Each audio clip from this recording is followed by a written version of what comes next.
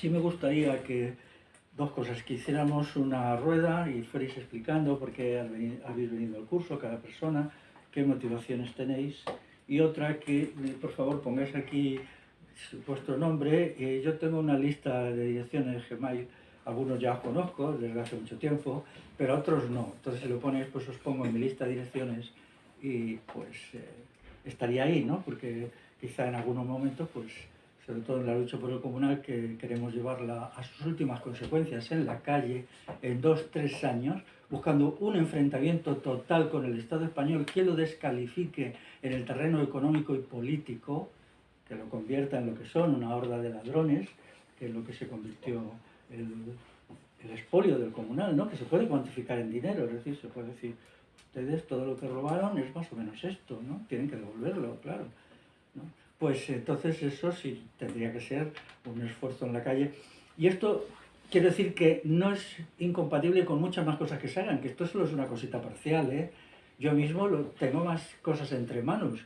Ahora solo pretendo de esto hacer una cosa parcial para dar como un lugar donde estar a mucha gente que en pueblos muy pequeños, donde yo voy de vez en cuando, pues hacen cosas sobre el comunal interesantes. Por ejemplo, pueblos de Córdoba, donde vas allí, y resulta que había mucho comunal, ¿no?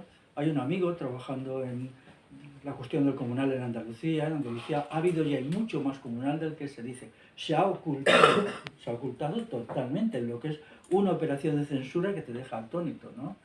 O sea, vamos, es algo impresionante. Entonces este amigo que vive en un pueblo de Sevilla, lleva ya 2 años trabajando en esto, y aunque es muy lento para mi gusto, pero supongo que dentro de 2 años tendrá un libro acabado sobre lo que ha sido el comunal en la sociedad andaluza a partir del siglo X. Vamos a empezar en el siglo X, más o menos. Aquí en el siglo V, claro. Pues entonces, antes de ir al primer alto, descanso, un segundo, Félix. Sí. Yo voy a aprovechar para echar marcha. ¿Querías hablar? Dos cosas. Yo creo que la palabra consuetudinario, hablando con Tomás Ursainqui, él proponía, y creo que hay que ir por ahí, derecho común. Entre otras cosas porque está relacionado con el comunal, el derecho común a todos, es más fácil de mantenerlo en la mente. Yo creo que es muy importante la tecnología. Luego, todavía se sigue utilizando el derecho positivo para llamarla al derecho el romano malo, que has dicho que hubo derecho romano bueno. O sea, los términos son fundamentales en eso. Tienen que ser términos claros, inteligibles, fáciles de recordar. Entonces yo, si ponemos una dicotomía, no diría derecho positivo y derecho consuetudinario. Diría derecho romano estatal, porque han sido la base de los estados. O sea, es un imperio sobre el que yo puedo mandar con las armas y con el miedo impongo unos impuestos para mantener este estado y pongo unos símbolos, ¿no? Una bandera y eso para mantener eso. Yo creo que sería mejor romano estatal, no sé, pero todo menos positivo. Que no sé si os habéis dado cuenta, positivo, negativo. Beldurra duena, beldurti. ¿Vale? Posida buena, positi, edo, beldurra duena, beldurti. O sea, esos dos términos pueden venir de la lengua madre europea. O sea, que además positivo, algo que no te pone feliz, sino que está todo el día machacando, es totalmente... Entonces hay que pensar muy bien. Yo creo que lo de Tomás Ursainqui yo tomaría en cuenta derecho común y derecho romano estatal o como se vea, pero yo creo que la palabra Estado sí, porque es el sistema actual que tenemos. Luego dice recuperar el comunal. Yo creo que ahora no creo que estemos para recuperar el comunal. O sea, con la Agenda 2030 van a privatizar todo. Si leemos los cuadernos de Sion de hace 140 años, ya decían cómo querían que todos los estados se endeudasen a tope para luego quedarse con todo. Vienen a por el agua, para convertirlo luego a ponerlo a precio de gasolina o de la luz. Vienen a robarnos también todo lo que pueda quedar. O sea, el proceso de endeudamiento es masivo. Ya veis lo que ha hecho los últimos gobiernos. Urkullu también, que aquí se había entendido tener un poco de sentido común. Urkullu ya de 700 millones ha pasado a más de 11.000 millones de deuda. O sea, es un proceso galopante y quieren ya privatizar todo el agua y todo lo que puedan, todo tipo de tierras que queden. O sea, ahora en estos momentos la lucha yo creo que es mantener más el agua que otra cosa. Luego hay que ser una cosa muy importante, que en las carlistadas se quedaron tan endeudados los municipios que vendieron, o sea, la mayor parte del comunal que se ha perdido en Álava, en Vizcaya y Guipúzcoa, fue por en las carlistadas. Por eso luego el mapa político es muy curioso. Tú ves el mapa político de los concejales, partidos que salen en Euskal Herria. En Navarra se mantienen un mogollón de candidaturas locales porque tienen un comunal que les hace reunirse ellos a menudo, tener que juntarse, decidir. En cambio en Vizcaya y Guipúzcoa pues no hay ninguna candidatura popular, apenas hay, no hay 4 Echevarri y eso. Entonces eso, yo creo que este curso, yo creo un objetivo que tenemos que ponernos al final del curso, ¿cómo vamos a llamar? ¿Al derecho constitucionario o derecho común? O a ver cómo lo que penséis todos. Yo no quiero hacer nada hasta que tú vinieses. Y luego al positivo, desde luego, cualquier cosa, o sea, es el derecho del Estado profundo, del sistema. O sea, no se puede llamar positivo por ningún lado. Pero sí coercitivo, ¿no? Pero sí coercitivo. Coercitivo se puede llamar, el derecho coercitivo, por ejemplo. He oído que debe de venir de impositivo, de derecho impositivo, y le quitaron el IM. Ah, ¿sí? Eso he oído. Pues es muy bueno, es muy bueno. Yo pensaba que era porque está el derecho negativo, que es el natural, ¿no? El negativo que es no hagas esto, no hagas lo otro, y en contraposición a... No, pensaba yo. Bueno, yo la terminología soy clásico, pero se puede usar otras maneras, ¿no? También haga de los libros estos del derecho consuetudinario que se publicaron. Yo no pierdo la esperanza de algún día poder... Es un libro muy gordo, este que os dije antes, que se llama Derecho Consuetudinario y Economía Popular en España, que bueno, ya se refiere a una realidad que tiene más de 100 años, pero me gustaría... No se ha vuelto a reeditar. Otros libros sí. Por ejemplo, los estudios sobre derecho consuetudinario, como dice Pachi, derecho común, en León, estos libros se reeditaron en los años 80, se pueden encontrar, pero este no. Estos son del 1902, 1904, en fin, todo esto, ¿no? Y quizá podría ser interesante porque veríamos esta sociedad en el momento en que se desploma, ya justo antes de desplomarse del todo, cuando ya se está aplicando la ley de 1855, que está vendiendo todo el comunal, y entonces pues lo pillamos en ese momento. Pero bueno, las palabras pues se pueden cambiar, se pueden actualizar, ¿no? De todas maneras, empiezo explicando qué significa derecho consuetudinario. Viene de la palabra latina consuetudo, que significa costumbre. Es el derecho de la costumbre, que significa en realidad que puesto que la costumbre la vive en la comunidad popular, no es el derecho hecho por algún jurista importante que está ajeno a la comunidad popular. Esta expresión ya nos remite al creador del derecho, que es la comunidad popular, o la creadora del derecho. Pero esto tiene ya un error, esta explicación, porque parece que el derecho consuetudinario sería vivir siempre de la costumbre, de tal manera que el pasado dominaría el presente y el futuro. Y eso no puede ser, ¿no? Porque si los instrumentos organizativos de que se han valido siempre los pueblos, que son los sistemas asamblearios, pueden perfectamente crear derecho, ¿no? La creación de derecho es algo que se hace continuamente. Así pues, esta expresión ya en sí misma no es muy aceptable. Porque, por ejemplo, el Tribunal de las Aguas hace jurisprudencia. A lo mejor se ve enfrentado a un caso difícil, raro y tal, ¿no? Y entonces eso, luego dentro de 5 años la gente dice, no, pero es que en la sentencia tal de este tribunal de tal año dijisteis que cuál, ya se ha creado derecho, ¿no? Porque el derecho pues es actualizado. Así pues ahí están las cosas. Luego el derecho positivo se refiere a que es positivamente aplicado, es decir, es el derecho aplicado. Mucha gente le llama derecho aplicado en contraposición a derechos no aplicados. De todo el la maraña y el gran lío de leyes que hoy hay entre las de Bruselas, los organismos internacionales, que eso es un lío impresionante, ¿no? Pues hay algunas que no se aplican, muchísimas que no se aplican, que son leyes muertas que están ahí, ¿no? Y otras que sí se aplican, ¿no? Eso sucede siempre. El derecho embrolladísimo, que es el derecho institucional, se puede llamar institucional, estatal, derecho aplicado, que luego resulta que no todo es aplicado. Bueno, el mundo del derecho es un lío también porque se pretende hacer un derecho que la gente no entienda, de ahí la terminología propia del derecho, que a menudo pues... Yo hace poco leía un libro sobre derecho consuetudinario y no entendía nada, pero no me crea ningún problema, la culpa la tiene el autor, ¿eh? O sea, que se explica como si textualmente como un libro cerrado, a mí ya no me vende la teoría. Este señor no sabe lo que dice, porque ahí se queda en la biblioteca a la que aprende a explicarse, no tengo por qué. Pero eso intimida a mucha gente, supongamos que alguien bien intencionado va a una biblioteca pública y pide este libro, pobrecito, pobrecita, ¿no? Es una pena que a la gente la desanimen a comprender cosas con estos procedimientos. Bueno, Pues vamos a ver los dos tipos de derechos, el derecho común, derecho popular o si queréis derecho consuetudinario, el derecho del Estado, institucional. ¿Cuáles son las diferencias en 10 puntos que serán 12? Lo diré muy rápido, solo para iniciar el curso a partir de cuestiones esenciales. Bueno, el derecho común o consuetudinario es el derecho de la comunidad popular. Es decir, ¿quién tiene el poder legislativo? La comunidad directamente. Por ejemplo, el Tribunal de las Aguas pues, no se basa ni siquiera en la Constitución ni nada. Hacen ellos lo que deciden y ya. Perdona, ¿lo que vas a comentar ahora está aquí o es...? Pues no, no está aquí. Bueno, así pone, dice, los 10 principios del derecho consuetudinario universal. Los 10 principios, sí, el punto 1, definición de derecho consuetudinario, al final viene. Los 10 principios. Mandamos a los grupos, o sea, mandaremos, Más... Sí. la versión oficial. ¿Todos habéis puesto el correo electrónico? Pues enviamos Bueno, mañana sin falta. entonces, el otro, el derecho, ya vemos institucional, es derecho del Estado. Son las instituciones del Estado a partir de una institución específica que es el Parlamento, donde dicen que se concentra el poder legislativo, que no es verdad. En el Parlamento solo se hace la parodia de aprobar las leyes, que en las instituciones profundas, la banca, los ministerios, el aparato fiscal, el ejército cumple una función muy importante legislativa, pues les llevan allí las leyes y entonces luego ellos hacen una parodia de discusión y firman, ¿no? Eso es lo que hacen.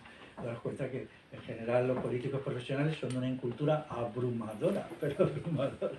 Pensar que ellos pueden hacer algo con una ley difícil, compleja sobre algo, es algo que les rebasa. Ellos son solo figuras para la política. Bueno, entonces está elaborado por juristas profesionales. Aquí hay un problema con los juristas profesionales que tienen que abordar cuestiones pues, que sí son muy complicadas, pero son complicadas porque las complica el poder, no porque sean por naturaleza.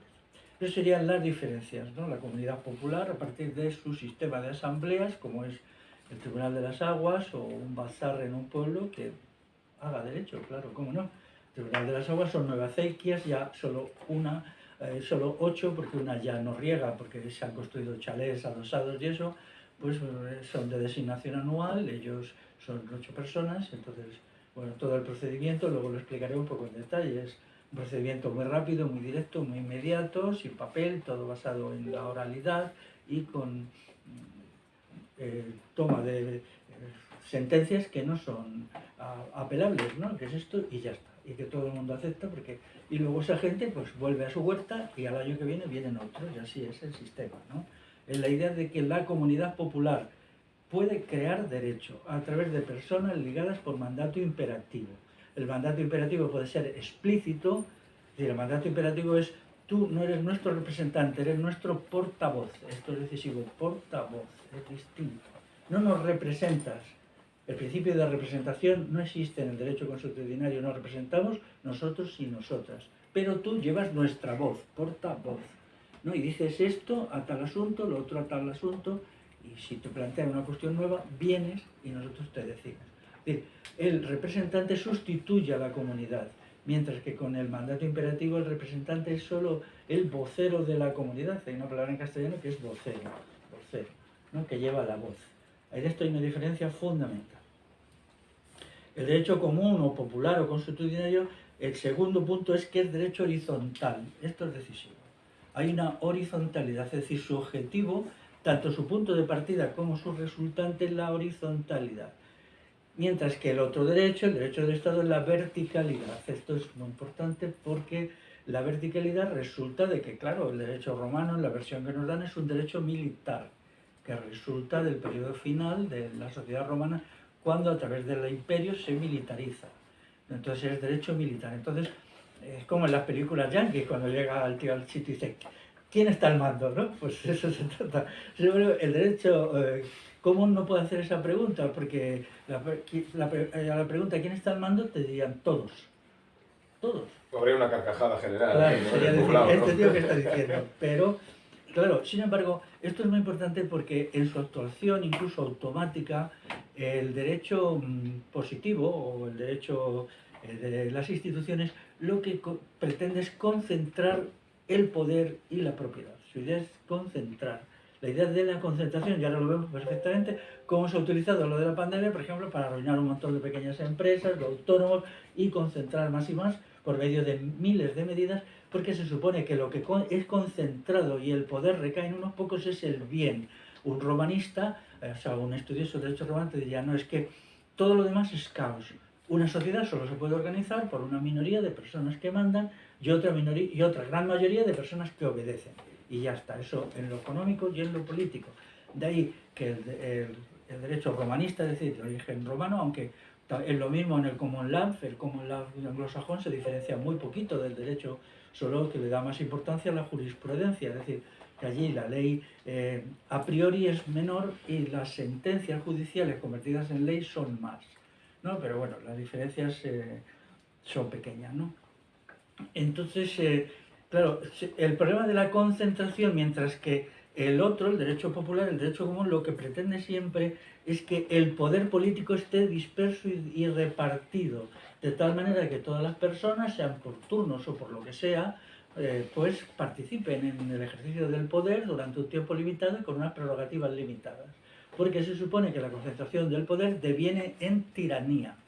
La idea de la tiranía es excluyente con el derecho común o el derecho consuetudinario, mientras que en el derecho romano es explícita, ¿no? El poder más concentrado, tal, ¿no? Eso imaginar lo que es una cúpula militar, incluso una gran empresa, te dicen una gran empresa es mucho más eficiente económicamente y nos hace más ricos que 1000 pequeñas empresas haciendo lo mismo. Que esto sea una mentira y una tontería y una falsedad comprobable todos los días. Las grandes empresas son mastodontes, ineficientes, por su propia naturaleza, son ineficientes, ¿no? Y ahora lo estamos viendo como esa gran empresa maravillosa y perfecta, primero que concentra toda la toma de decisiones en élites muy pequeñas y despoja del poder económico al pueblo, a los pueblos europeos en este caso, pues sin embargo es ineficiente económicamente por razones que ahora no puedo explicar, pero que están explicadas desde hace bastante, ¿no? Incluso Adam Smith ya lo explicó, ¿no? Empezando porque es así, cómo se forma el sistema de precios, cómo funciona la oferta y la demanda, ¿no? Si, cuando todos ellos son monopolios, de hecho, ¿no? Entonces, a hacer gárgaras todo lo que enseñan en las facultades de economía sobre la economía actual, ¿no? Que en la realidad no se cumple nada de eso, pero es lo que te enseñan porque no saben qué decir, ¿no? El derecho vertical es la cuestión ¿quién manda aquí? Y luego en el trabajo es una cuestión decisiva. Una pregunta clave dentro del mundo jurídico es ¿qué da a una persona poder a mandar en otra persona? O sea, porque una persona puede mandar en otra. Eso es una cuestión decisiva, ¿no? ¿Por qué? El derecho común o el derecho consuetudinario lo contesta diciendo no, una persona solo manda en otra a partir de las disposiciones de una asamblea por tiempo limitado, con poderes limitados, porque en el sistema de gobierno por asambleas todo es anual. Al cabo de un año los que mandan desaparecen porque está el problema de la desconcentración del poder, ¿no? A mí me sorprendió mucho cuando yo escribía en Egin, pues que aquí en aquellos tiempos pues hablaba mucho de soberanía de Euskal Herria, pero siempre soberanía política. ¿Y qué pasaba con la soberanía económica? Y de vez en cuando intentaba meter alguna cosita, ¿no? Parece ser que la soberanía económica no ha lugar a eso cuando es decisiva, ¿no? O sea, el poder económico es también un poder político y un poder cultural y todo esto, ¿no? Y ahora se han creado unos monopolios económicos que, claro, no son compatibles con el derecho común, ¿no? Porque el derecho común, sus procedimientos es la dispersión del poder, la desconcentración. Igual, podemos decir que desde el punto de vista de este derecho popular, los grandes monopolios actuales tendrían que ser despiezados y troceados y convertidos en empresas a pequeña escala, y además ganaría mucho la eficiencia económica y la calidad de las personas. En tercer lugar, el derecho común es derecho oral, básicamente, ¿no? No se escribe, es un derecho sencillo, hay una expresión de él que dice tiene que haber leyes solo aquellas que una persona pueda recordar. Sin embargo, cuando vamos ahora vemos todas las normas de derecho, los abogados les gusta impresionar con sus libros, claro, 70 tomos de la Aranzadi o no sé qué, ¿no? Bueno, esto no es así, porque entonces necesitamos ponernos en manos de los profesionales del derecho, a los que no quiero faltar el respeto, pero en una sociedad bien constituida no debe existir, ¿no? Ahora sí, claro, porque es que no hay manera de enterarse de nada, ¿no? Entonces, el punto, sin embargo, este punto es en el derecho institucional, es un derecho escrito, complejo, artificial, pedante, muy difícil de comprender, que requiere pues habituar la mente a la terminología, si no, pues naufragas allí, ¿no? Claro, esto es levantar una barrera lingüística frente a la gente común para que sea unos expertos. La noción de los expertos no existe. Vais a permitir que de vez en cuando use la expresión derecho constitucional por la costumbre que tengo de usarla, ¿no? Es difícil quitarse de los latiguillos, pero el problema de la experiencia de los expertos no forma parte de la cosmovisión ni del comunal. Por ejemplo, el trabajo productivo en el comunal se establecía según criterios de no especialización, porque la especialización mata al ser humano. Y ahora mucho más con la ultra especialización, estamos viendo la tragedia actual del trabajo en las grandes empresas, cómo está matando literalmente a la gente. Yo tengo por aquí un libro que se ha sacado, que lo dice, vamos, aquí está la versión inglesa, hay una versión en castellana ya. La traducción es Muriendo por un salario. Estudia, es un libro de 2018, como la gente muere por ictus, por infartos, por todo, por cáncer, por procesos diabéticos que se le disparan en 2 meses y los matan, porque nadie puede soportar el horror y el terror del trabajo asalariado actual. Así de claro, ¿eh? Y este libro es todo lo contrario de un revolucionario, lo que pretende decir, un momento, no podemos seguir así, porque la gente está muriendo en masa por el trabajo, ¿no? Entonces, ¿por qué? Esto está ligado a la pregunta del punto número 2. ¿Qué es lo que hace que una persona pueda mandar en otra persona? ¿Por qué el empresario manda en el trabajador? Porque no puede haber un sistema cooperativo de trabajo que pueda ser eficiente. Cuando la gente dice, no, no es eficiente, no, entonces volvamos a la Alta Edad Media, en el tiempo de los vascones, lo que antes ha dicho Pachi. ¿Cómo puede ser que los vascones, que eran pocos numéricamente, pudieron derrotar a los 4 grandes imperios europeos? No se puede dar explicaciones simplistas de que es que eran muy valientes, sí, no lo dudo, pero sobre todo tenían una economía más competente, tenían un sistema armamentístico mejor, demográficamente eran mejores, tenían unas motivaciones mejores y la calidad humana de los individuos era mejor. Luego sus instituciones políticas y económicas eran mejores y por eso pudieron dar la paliza de Orreaga al imperio carolingio, a partir del cual el imperio se derrumba, que era el gran imperio europeo que todavía andan por ahí llorando por recuperarlo, ¿no? Por suerte no lo consiguen recuperar hasta ahora, pero... Entonces, no tenemos ningún documento de que nos expliquen cómo vivían los vascones en la Alta Edad Media, pero podemos hacer cálculos y juicios indirectos a partir de lo que hicieron, porque nadie niega lo de la batalla de Orreaga, la batalla de Simancas, la resistencia al imperialismo que venía del sur, el imperio musulmán y todo esto. Entonces había un montón de experiencias que nos dicen, ahí hubo algo que no estaba organizado a partir de jefes, porque nunca los documentos de los visigodos, que citan tropecientas veces a los vascones, tropecientas veces, en los documentos suyos, nunca citan ni a un solo jefe vascón. ¿Por qué?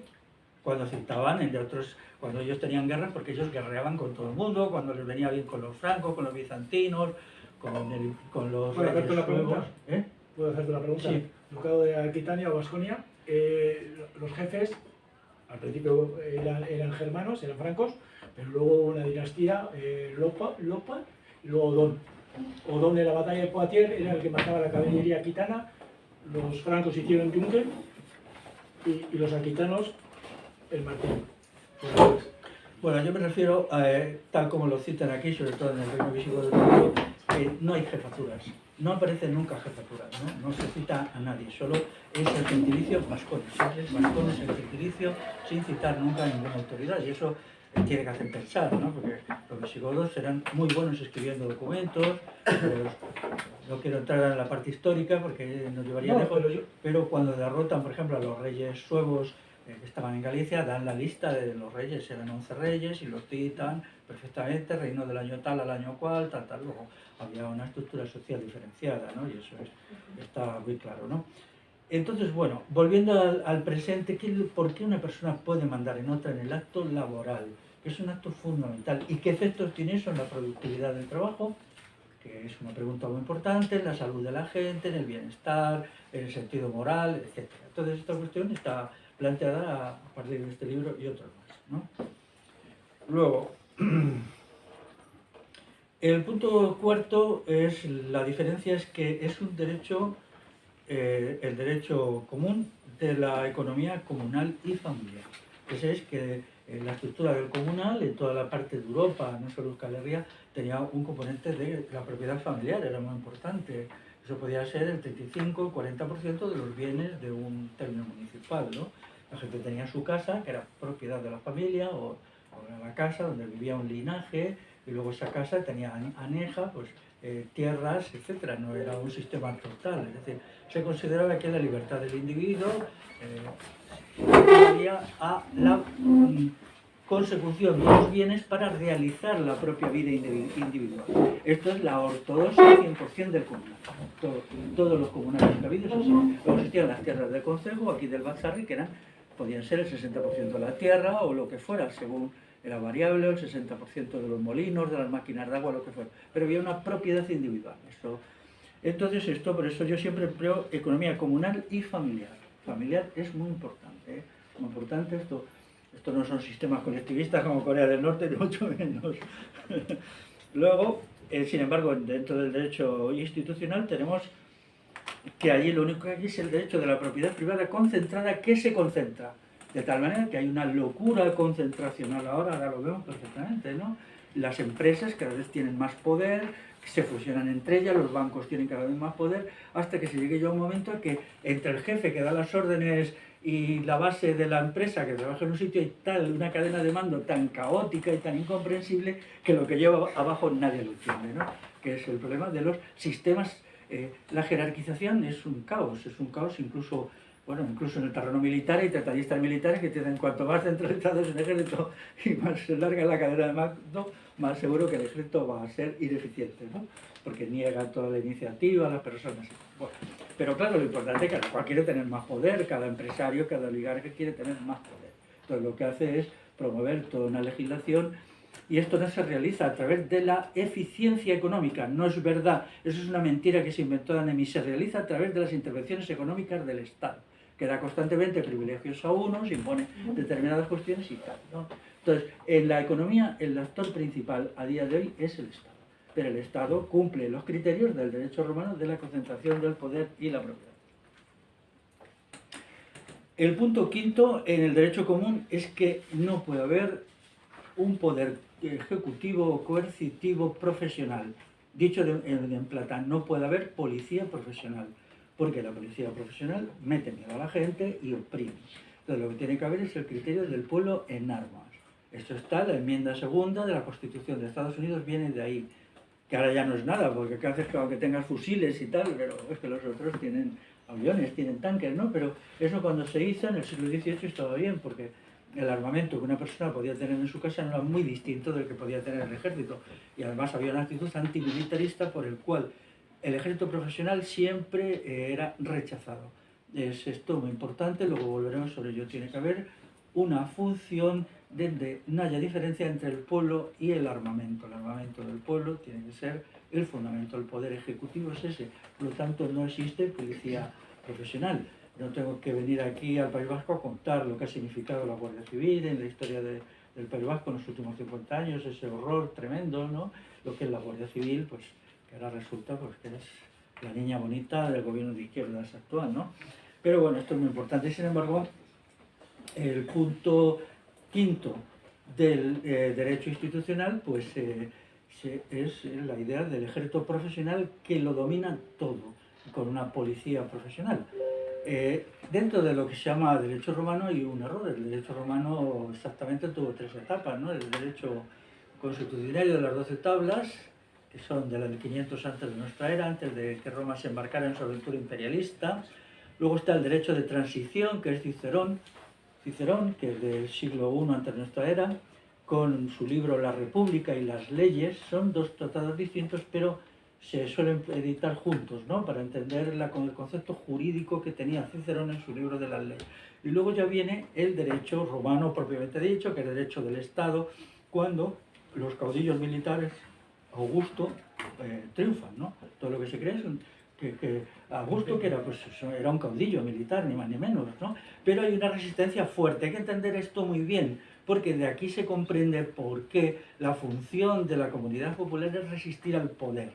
Tenemos el caso de César, que es el primero que intenta convertirse en caudillo militar, pero el senado romano comisiona a un grupo de gente que lo mata. Empezar Bruto, pues le matan, ¿no? ¿Por qué? Porque ellos pensaban que la República Romana perdería su libertad, signifique eso lo que signifique, no vamos a entrar en ello, si ascendían los caudillos militares. Entonces hacen una acción violenta. Y en la medida que Cicerón se opone a la instauración de un poder totalitario, unificado, centralizado de tipo militar, él es asesinado. Dentro de los triunviros, Marco Antonio, Augusto y otro, no me acuerdo el nombre, Marco Antonio manda matar a Cicerón, ¿no?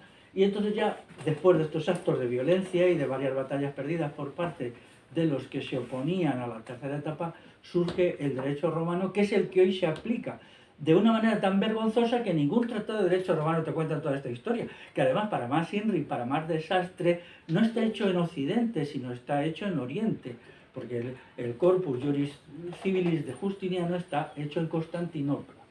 Teniendo en cuenta que hay diferencias esenciales entre Roma y Grecia, por ejemplo, la cuestión de la mujer, pues la sociedad romana era muchísimo más permisiva respecto a la mujer, sin negar que había una institución patriarcal, que la sociedad griega, tras toda la carga de patriarcalismo que tiene el Corpus Juris Civilis, responde más a la sociedad griega que a la sociedad occidental romana. Es decir, siempre ha habido un conflicto en el Mediterráneo entre Oriente y Occidente que se ha mantenido siempre, que sigue existiendo hoy, exactamente igual, y que se realiza, vamos, es curioso que las cosas pasen los siglos y eso se mantiene, ¿no?